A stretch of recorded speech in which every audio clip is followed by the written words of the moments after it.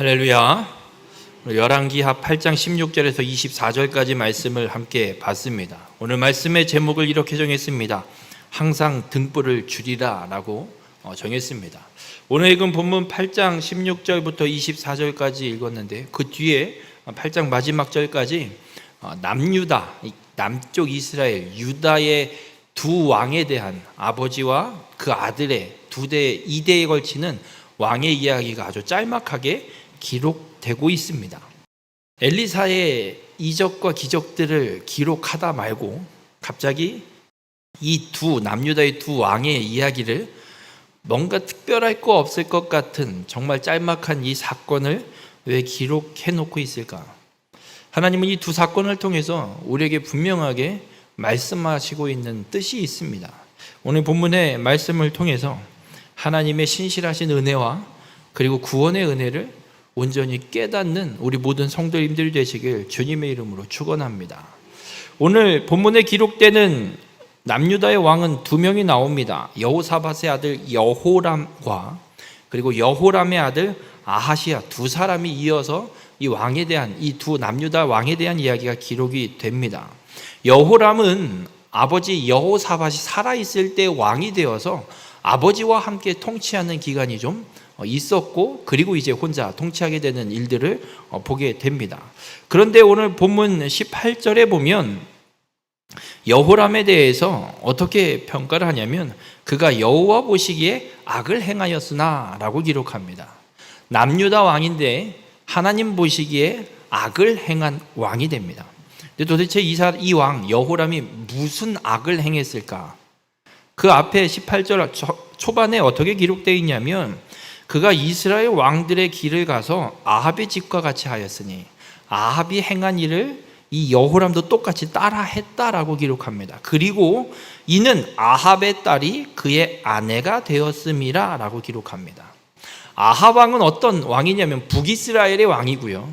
아버지 오므리 왕 때부터 아합 왕까지 이어지면서 북이스라엘에 엄청난 부가 임하게 됩니다. 그래서 엄청난 큰 강대국이 되고 북쪽에 있는 아람이라는 나라도 북이스라엘에 조공을 바치는 속국이 되는 식민지 통치를 받는 이런 수준의 엄청난 대국으로 이 강국으로 북이스라엘이 성장하게 된 왕이 오므리 왕 그리고 아합 왕에 이어지는 사건입니다. 그런데 아합 왕 때 어떤 일을 아합이 하게 되냐면 이세벨이라는 여자와 결혼합니다. 이세벨은 어떤 여자냐면 바알을 섬기는 그 제사장의 딸입니다. 그러니까 바알을 섬기는 그냥 바알 숭배의 그냥 핵 중심 그 여자와 이 아합 왕이 결혼을 했습니다. 그래서 북이스라엘에 바알을 숭배하는 우상 숭배와 아세라상이라는 또 우상을 들여와서 이 북이스라엘의 대국으로 성장하기도 하지만 우상숭배 부흥도 함께 갖고 왔던 게 이 아합 왕입니다. 그런데 오늘 여호람 왕, 남유다의 여호람 왕이 어떻게 하냐면 아합이 했던 일을 똑같이 행합니다. 그거로 그치지 않고 아합의 딸이라 하면 아합과 이세벨 사이에서 태어난 딸 아달랴라는 딸이 있습니다. 이 딸과 여호람이 결혼을 합니다. 아합의 집과 같이 걸어갔던 행했던 것과 아합의 딸 아달랴와 결혼한 것을 놓고 그가 여호와 보시기에 악을 행하였더라 라고 성경은 평가합니다. 여쭤보겠습니다. 여호람이 뭘 그렇게 잘못했나요? 지금 이 18절 오늘 본문 18절의 내용만 놓고 보면 여호람이 뭘 그렇게 잘못한 것 같으십니까? 왜 하나님은 이 여호람에 대해서 악을 행했다라고 이렇게 평가하고 기록을 남겨놓으실까? 제가 볼 때는 아무리 눈을 씻고 찾아봐도 별 찾아볼 수가 없을 것 같습니다. 아합과 같이 행했다. 아합도 하나님 앞에 악을 행했지만 엘리야 선지자를 통해서 가뭄의 그 시기들을 거치고 하나님의 역사하심을 목도하고 하여튼 과정들이 좀 있었어요. 그런 일도 일어날 수 있을 법한데 그러면 여호람도 그렇게 하나님의 역사를 경험해 볼 수도 있을 사건이 펼쳐질 수도 있을 것 같은데 아합의 길을 따라 했다? 이것만 때문일까? 그리고 아합의 딸과 결혼한 게 뭐가 그렇게 대단한 일이라고 그게 뭐가 그렇게 잘못된 일이라고 하나님은 악한 왕으로 평가하기에 앞서 이 두 사건을 기록해 놓고 있을까? 여러분, 아달랴와 결혼한 것, 아합의 딸인 아달랴와 여호람이 결혼한 것이 하나님 앞에 악이 됩니다. 결혼이 악이 아니고요. 이거 누가 또 이걸 왜곡하는 사람이 있어요. 결혼하면 안 되겠네. 잘못 결혼하면 하나님 앞에 악을 행하고 죄를 범할 수 있으니 결혼하면 안 되겠네. 결혼이 악한 게 아니고요. 누구와 결혼했냐예요. 그리고 여호람이 이 아달랴와 결혼했다라는 건 단순히 결혼의 문제를 하나님이 지적하시는 게 아닙니다. 아달랴가 어떤 여자라는 것을 하나님이 깨우치길 원하시는 겁니다. 이후에 이제 또 읽어 나가겠지만 여호람의 아들 아하시야가 1년만 이 유다의 왕으로 통치하고 죽게 됩니다. 여호람의 아내가 아달랴고 아달랴의 아들이 아하시야입니다. 아들 아하시야 왕이 죽자 이 아달랴, 어머니 아달랴가 하는 행동이 뭐냐면 왕족의 모든 혈육을 다 죽여버립니다. 그리고 자기가 유다의 여왕으로 등극하려고. 이런 일을 행하는 여인이 아달랴입니다. 이세벨은 바알 숭배의 중심, 핵이라고 말씀드렸습니다. 그의 딸이기에 아달랴도 똑같이 어머니와 똑같이 우상을 숭배하는 일을 분명히 행했고, 그리고 후에 이 유다의 왕의 후손들을 다 멸절시켜서 하나님께서 유다의 혈통을 통해 메시아를 보내시겠다고 하셨던 이 구속사, 이 구원 계획을 막는 일에 앞장서는 일을 하는 게 아달랴가 됩니다. 이런 아달랴와 여호람이 결혼했다. 그런 집안과 그런 악을 행하는 자들과 결탁했다라는 것이 여호람이 행한 악입니다. 이 결과가 어떻게까지 연결이 되냐면, 오늘은 읽진 않았지만 열왕기하 8장 27절에 보면 여호람의 아들 아하시야에 대해서 이렇게 기록합니다. 아하시야가 아합의 집 길로 행하여 아합의 집과 같이 여호와 보시기에 악을 행하였으니, 아버지 여호람과 똑같이 아합을 쫓아서 우상 숭배를 행하는 이 악을 아들 아하시야도 합니다. 거기에 여호람이 아합의 사위가 됐습니다. 딸 아달랴와 결혼해서 아합의 사위가 됐습니다. 그런데 이 아하시야도 어떻게 하냐면 27절 끝에 그는 아합의 집의 사위가 되었습니다. 아버지도 아합의 집안 아합의 딸과 결혼했는데 아들 아하시야도 아합 집안의 여인과 자녀와 결혼을 해서 아합 집의 사위가 되어버렸습니다. 여러분, 아합 집안의 사위가 됐다는 얘기는 바알을 숭배하고 아세라상을 숭배하는 우상 숭배에 함께 동참하고 결탁했다라는 의미를 갖고 있습니다. 여러분, 하나님 보시기에 악을 행하는 건 하나님을 섬기지 않고 우상을 숭배하고 다른 신을 섬기고 이 땅의 피조물들, 형상, 우상을 쫓아 행하는 것, 이것, 하나님을 떠나는 것, 이것이 악임을 하나님은 오늘 우리에게 말씀해주고 있습니다. 우리 모든 성도님들, 오늘 여호람과 아하시야는 남유다, 하나님께서 메시아를 이 땅에 보내시겠다고 약속하셨던 혈통을 지켜가야 되는 왕임에도 불구하고 우상숭배와 결탁하는 악을 하나님 앞에 행하고 있습니다. 우리 모든 성도님들, 우리가 이 사건을 통해서 분명히 기억할 것은 하나님 외에 다른 신을 섬기는 것, 하나님 외에 다른 것을 섬기고 우상을 섬기는 것, 이것은 하나님 앞에 악이 됨을 잊지 마시길 바랍니다. 타협도 하나님은 허락지 않습니다. 이 정도는 하나님 앞에 이 정도는 없습니다. 하나님 앞에는 흑 아니면 백입니다. 좌 아니면 우입니다. 중간은 없습니다. 하나님 앞에서. 하나님이 아닌 다른 뭔가와 조금이라도 결탁이 되거나 타협점이 보인다? 그건 하나님을 떠난 것과 똑같습니다. 우리 모든 성도님들, 우리는 하나님이 아닌 다른 무엇인가를 의지하거나 다른 무엇인가와 결탁하려 하거나 타협하려고 하는 이 악에서 떠나야 됨을 잊지 마시길 바랍니다. 유다가 멸망하고 바벨론의 포로로 끌려가 그런 어렵고 힘든 삶을 살게 된 이유도 바로 우상 숭배의 악에서 떠나지 않았기에 하나님의 징계가 임한 것입니다. 우리 모든 성도님들, 바로 여러분의 삶은 하나님 앞에 악이 무엇인지를 분명히 깨닫고 우상 숭배, 이 세상과 타협하는 악에서 떠나 하나님만 온전히 섬기고 살아가는 귀한 믿음의 삶이 되시길 주님의 이름으로 축원합니다. 그렇게 여호람이 아합을 쫓아서 아합의 길을 따라서 아달랴와 결혼하고 악을 행하는 왕으로 삶을 살아가고 있습니다. 그런데 오늘 본문 20절에 이런 말씀을 기록합니다. 여호람 때에 에돔이 유다의 손에서 배반하여 자기 위에 왕을 세우는 거로 기록합니다. 에돔은 에서의 후손입니다. 이 유다 집안과 형제의 족속이기도 합니다. 그런데 어쨌든 이 에돔 족속이 유다에게 조공을 바치고 섬기는 속국으로 살고 있었습니다.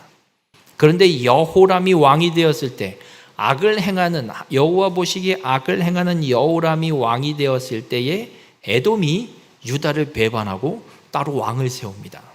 그러니까 여호람 왕이 열받는 거지요. 이것들이 어디 감히 우리를 배반해? 그래갖고 작정을 하고 군사를 모으고 이 에돔을 징벌하러 갑니다. 에돔을 징벌하러 갔는데 오히려 반대로 오늘 성경의 본문에는 기록되어 있는 게 좀 애매하게 번역이 되어 있습니다. 히브리어 원어를 직역을 해보면 어떤 상황이냐면 여호람이 에돔 족속을 공격 징벌하러 갔는데 에돔의 군사에게 완전 포위당하는 위험한 상황이 생기고 그 상황을 돌파하고 도망쳐 나오는 상황이 펼쳐지게 됩니다. 그리고 후에 기록을 보면 이어서 읽어보면 에돔은 더 이상 유다의 속국으로 유다의 조공을 바치는 것이 아니라 여호람이 징벌 전쟁을 갖다가 패배하고 후퇴한 사건으로 인해서 완전히 에돔 족속은 이제 유다로부터 완전히 독립하는, 그래서 왕을 세우고 별개의 나라 유다와 상관없이 살아가게 되는 일들이 펼쳐지게 됩니다. 그것만이 아니라 에돔이 그렇게 유다를 배반하고 나자 옆에 있던 족속 림나라는 족속도 유다를 배반하는 일들이 펼쳐집니다. 왕인데 여쭤보겠습니다. 8년 통치하는 동안 아버지 때에는 조공을 바치던 속국이 그 8년 통치하는데 다 배반을 하고 독립해서 도망 나가버리고 더 이상 뭔가를 얻을 수 없는, 수입이 생기지 않는 이런 상황이 펼쳐지는 거면 좋은 상황인 걸까요? 안 좋은 상황일까요? 안 좋죠. 왜 내가 아버지 때는 잘 바치던 놈들이 왜 자꾸 배반을 하지? 기분이 여호람이 좋지 않을 겁니다. 근데 여호람이 어쨌든 8년을 통치하고 죽고 그 아들 아하시야가 왕이 되는데, 아하시야도 어떤 일을 하냐면 북이스라엘과 동맹을 맺고 아람을 공격하는 일들이 펼쳐집니다. 그런데 아하시야 왕은 왕이 되고 나서 1년밖에 통치를 못합니다. 비운의 왕입니다. 아버지도 8년밖에 못했는데 아들 아하시야는 더 짧아요. 1년 정도밖에 안 돼요. 그러고 바로 죽습니다. 하나님께서 계획하신 하나님의 메시아, 이 구원자를 이 땅에 보내시겠다고 약속하신 혈통을 지켜가는, 그래서 왕위를 이어가고 있는 혈통이고 왕들인데 왜 하나님 앞에 악을 행한 왕으로 평가받으면서 이렇게 좋지 않은 위기들, 좋지 않은 상황들이 펼쳐질까? 이유는 하나밖에 없습니다. 하나님 앞에 악을 행했기 때문에. 여러분, 하나님 앞에 악을 행하는 자들에게는 이런 위기와 문제가 분명 발생할 수 있습니다. 발생 안 할 수도 있습니다. 그런데 성경에서 오늘 우리에게 말씀하고 있는 건 악을 행하는 자에게, 죄를 짓는 자에게 위기가 찾아오는 걸 우리에게 말씀하고 있습니다. 왜 이런 위기가 찾아오냐예요. 죄를 짓고 악을 행하는 자들에게 왜 이런 문제, 혹은 이런 위기, 어려운 상황들이 왜 펼쳐지냐예요.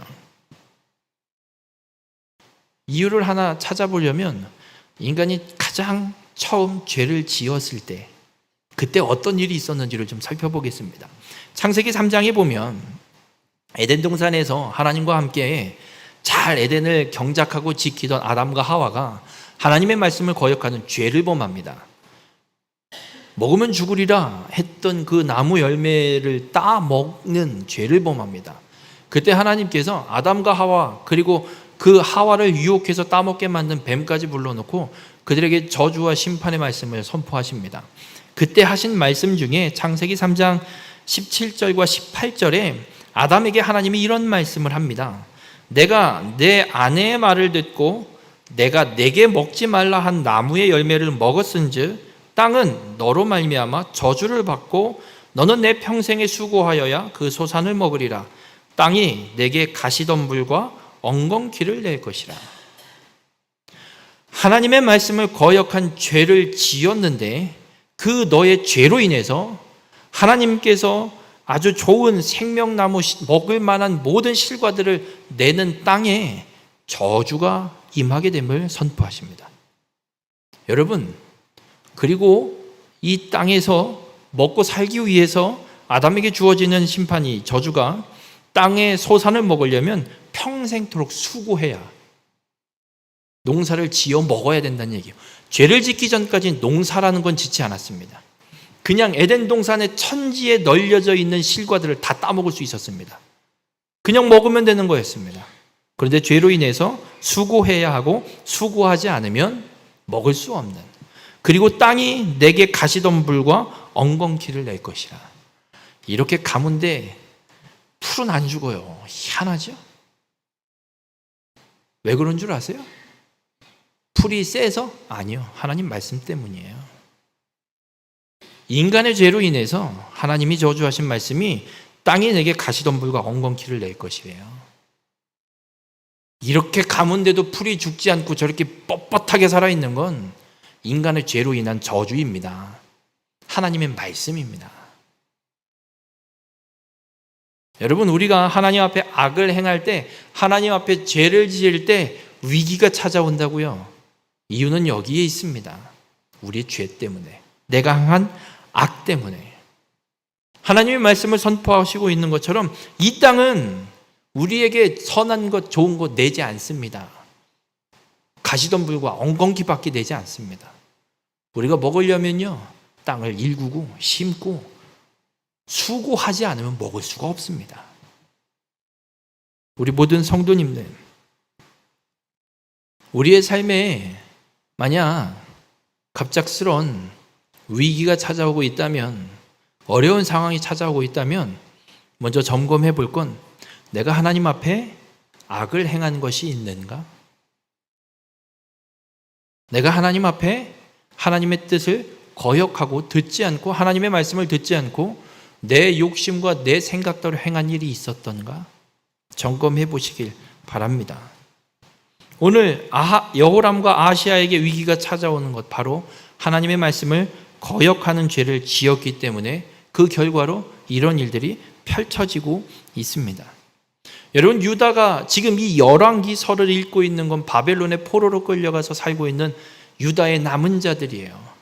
이들이 읽을 때 생각하게 되는 거죠.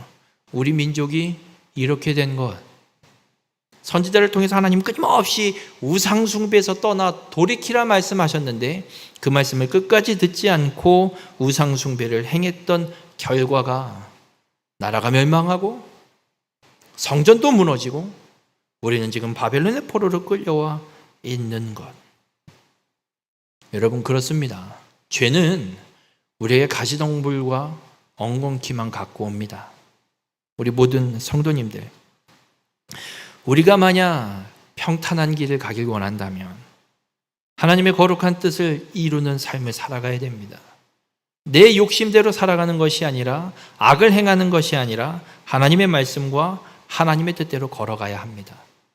만약 여러분의 삶이 평탄한 길이 아니라 죄로 인한 위기와 어려움과 문제들이 제 앞에 놓여 있다면 내가 하나님 앞에 행한 악이 무엇인지를 점검하시고 그 악에서 돌이켜 하나님의 뜻 가운데로 걸어가는 우리 모든 성도님들이 되시길 주님의 이름으로 축원합니다.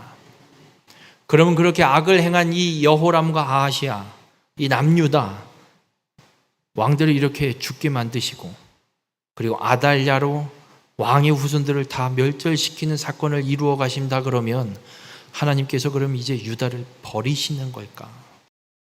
하나님이 유다를 버리신다면 그건 하나님 약속을 지키는 게 아니신데 어떻게 하시는가? 오늘 본문 19절에는 이렇게 기록합니다. 여호와께서 그의 종 다윗을 위하여 유다 멸하기를 즐겨하지 아니하셨으니, 하나님께서 악을 행한 유다의 족속, 유다의 왕위를, 여호람과 아하시아의 왕위를 징계하실 만도 한데 에돔 족속이 배반하고 림나가 배반하고 아하시아는 1년밖에 통치 못하고 이런 사건들이 펼쳐지면서 하나님이 징계해서 없애버리고 다시 하실 만도 한데 성경은 기록합니다. 하나님이 다윗을 위해 유다 멸하기를 즐겨하시지 않는데요. 유다는 멸망하지 않을 거래요. 특별히 하나님께서 약속하신 창세기 49장 10절에 실로가 오시기까지, 메시아가 오시기까지 통치자의 지팡이가, 통치자의 규가 이 유다 지파, 유다의 자손에서 떠나지 않게 하시겠다라는 하나님의 이 약속을 하나님이 지키실 것을 분명하게 말씀하고 있는 거예요. 우리 모든 성도님들, 하나님이 다윗에게 하신 약속이 하나 있어요. 다윗에게 어떤 약속을 하셨냐면, 다윗이 성전을 짓고 싶어서 하나님 앞에 이야기했을 때 하나님이 나단 선지자를 통해서 얘기해요. 너 말고 네 아들이 할 거야.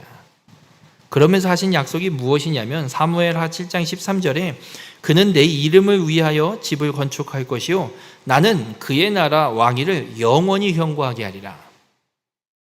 하나님이 다윗의 아들을 통해서 성전을 건축하게 하고 그 아들 이후로 펼쳐지는 왕위를 하나님이 영원히 세워놓겠다라고, 무너지지 않게 만들어 멸망시키지 않겠다고 분명하게 약속하고 있습니다.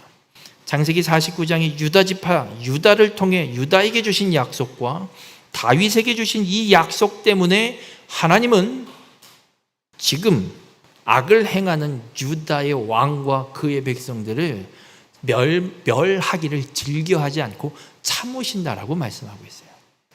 우리 모든 성도님들, 하나님은 악을 행하는 왕들임에도 불구하고 하나님이 계획하신 구원의 계획과 이 약속을 이루시기 위해서 신실하게 그 일들을 이루어 가고 계심을 우리에게 말씀하고 있습니다. 그런데 문제가 한 가지 있습니다. 유다는 망했고요. 지금 이 말씀을 읽고 있는 유다의 남은 자들은 바벨론의 포로로 살고 있습니다. 나라도 없고 하나님의 성전도 무너져 버렸고 어디에도 희망도 없는, 도대체 왕위가 어디 연결되고 있고 이어지고 있다라는 건지, 나라는 망한 지가 얼만데 하나님 이거 거짓말 아닌가? 라고 들 정도의 상황. 하지만 하나님은 말씀합니다. 하나님이 신실하게 유다의 왕위를 끊지 않고 이어가실 겁니다. 다음에 말씀을 드리겠지만 아달랴가 왕의 후손들을 다 죽일 때 놀랍게도 하나님은 한 사람을 살려놓습니다. 그래서 그 왕위를 이어가게 하십니다. 지금 나라가 망했지만 하나님은 다시 회복시키실 걸 나라가 망하기 전에 선지자를 통해서 분명히 약속하셨습니다. 지금 바벨론의 포로로 끌려가서 살고 있는 유다의 남은 자들에게 하나님은 말씀합니다. 내가 다시 회복시킬 거다.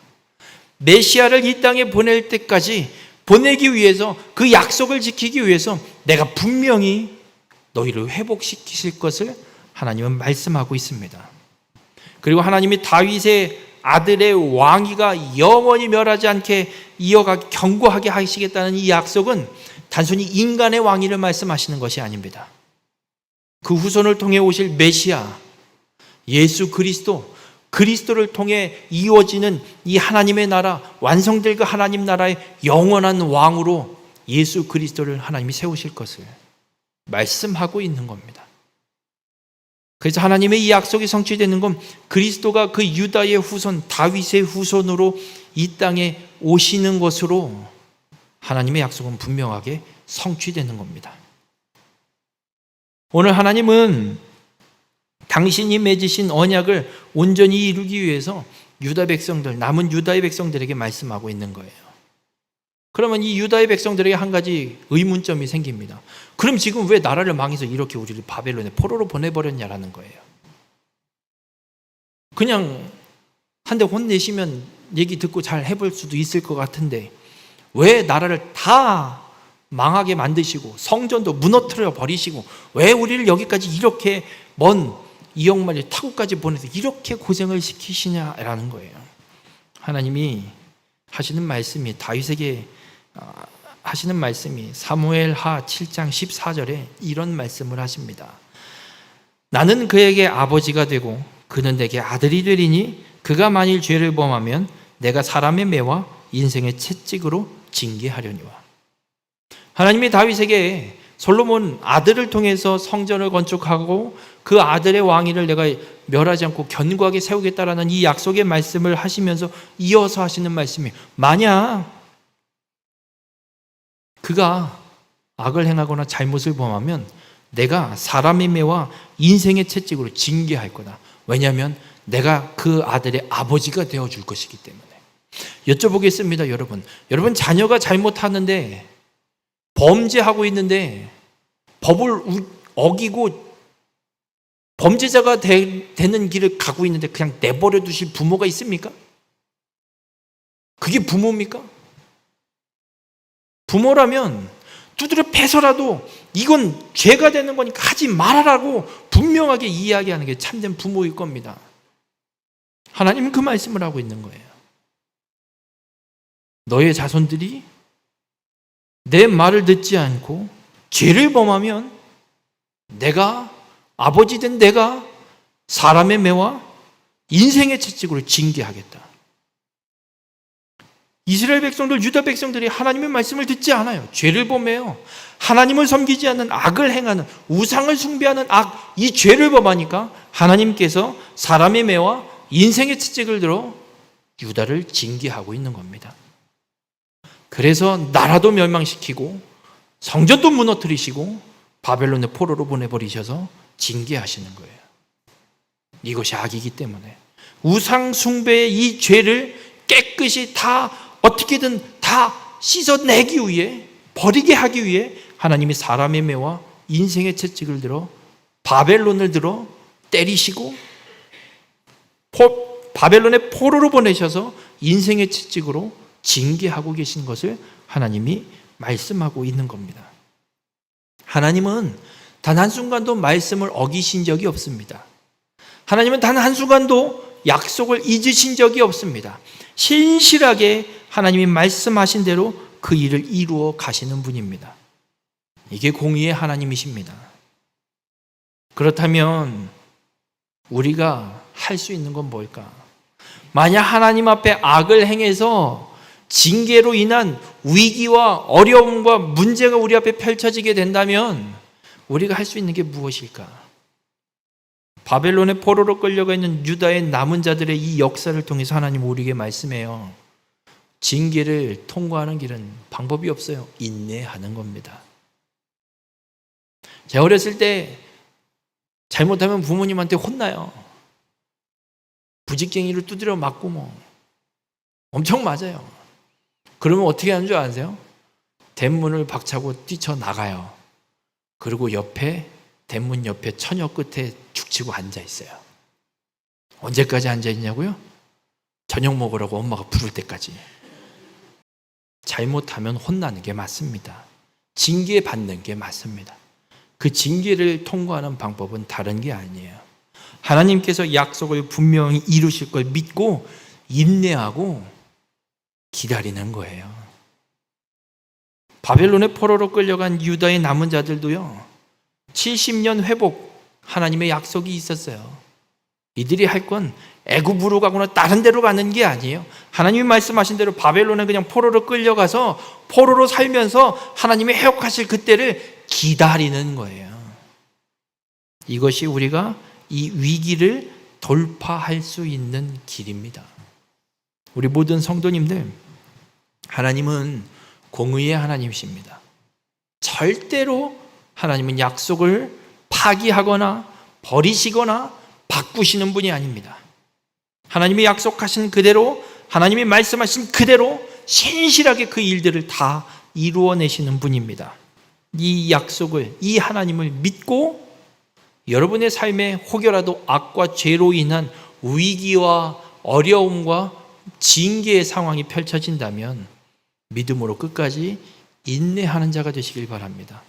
인내함으로 징계를 통과하셔서 하나님의 놀라운 회복의 역사를 온전히 이루어가는 우리 모든 성도님들이 되시길 주님의 이름으로 축원합니다. 하나님께서 오늘 본문 19절에 그렇게 유다를 멸하기를 즐겨하지 않으신다 그러면서 이런 말씀을 끝에 하십니다. 이는 그와 그의 자손에게 항상 등불을 주겠다고 말씀하셨음이더라. 이 등불은 예수 그리스도, 하나님이 다윗의 자손, 유다의 자손을 통해 보내실 메시아를 상징하기도 합니다. 하나님은 끊임없이 말씀합니다. 메시아 구원자를 보내서 내가 너희를 구원하겠다. 하나님께서는 이 약속을 성취하기 위해서 악을 행하는 유다의 자손을 멸하지 않으시고 징계하시는 겁니다. 하나님은 항상 우리에게 구원자를 보내셔서 우리를 구원하길 원하시는 분임을 믿으시길 바랍니다. 우리 모든 성도님들, 하나님은 이 열왕기서를 통해서 바벨론에 포로로 살고 있는 유다의 남은 자에게 말씀합니다. 내가 너에게 등불을 주리라. 항상 등불을 주리라. 내가 항상 이야기한 대로, 내가 약속한 대로 메시아를 너에게 보내리라. 구원자를 너에게 보내리라. 하나님은 항상 말씀하고 계십니다. 하나님은 그 약속을 분명히 이루십니다. 신실하신 하나님의 은혜로 우리도 그 등불을 받았습니다. 하나님은 약속하신 대로 메시아를 이 땅에 보내셨고 구원을 성취해 내셨습니다. 이제 우리가 그 등불을 받은 자로서, 구원자 그리스도의 등불을 받은 자로서 우리로 이 땅에 죄로 인해 위기 속에 허덕이는 자에게 그리스도의 이 등불을 전해줘야 될 사명이 주어졌음을 믿으시길 바랍니다. 하나님은 말씀하신 그대로 신실하게 구원의 은혜를 베풀고 계십니다. 하나님은 우리를 통해서 하나님의 자녀로 이 세상이 돌이키기를 원하고 기다리고 계십니다. 바라기는 우리 모든 성도님들, 그리스도의 등불을 받은 자로서, 신실하게 역사하신 하나님의 구원의 은혜를 받은 자로서 세상 속에서 이 그리스도의 등불을 온전히 전해주는 축복의 통로가 되시길 바랍니다. 세상은 아직도 죄와 악으로 인한 위기 속에 허덕이고 있습니다. 그들을 구원의 길로 인도할 수 있는 건 예수 그리스도를 믿어 구원받은 우리가 해야 되는 줄 믿으시길 바랍니다. 하나님이 우리를 통해서 분명히 일하심을 믿으시길 바랍니다.